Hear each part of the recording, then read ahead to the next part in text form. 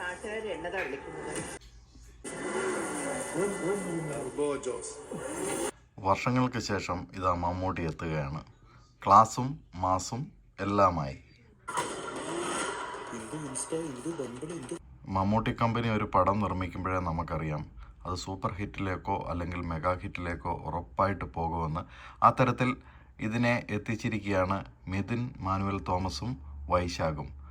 മമ്മൂട്ടിയുടെ അഭിനയം അത് നമുക്ക് എടുത്തു പറയേണ്ട കാര്യമില്ല. കാരണം ഇതിനു മുമ്പുള്ള സിനിമകളിൽ നിന്ന് വ്യത്യസ്തമായിട്ട് ഒരു സ്റ്റാർ എന്ന ഇമേജിനപ്പുറമായിട്ട് വളരെ വ്യക്തമായിട്ട് ഇനി തനിക്ക് ശേഷം പ്രളയമാണെന്ന് പ്രഖ്യാപിച്ചിരിക്കുകയാണ് മമ്മൂട്ടി ഈ പടത്തിലൂടെ.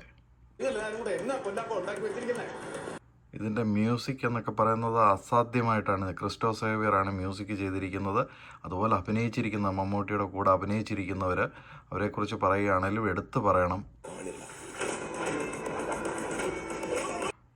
ബിന്ദു പണിക്കരൊക്കെ റോഷാക്കിനെക്കാട്ടിൽ മെച്ചമായിട്ട് ഇതിനകത്ത് അഭിനയിച്ചിരിക്കുന്നത്.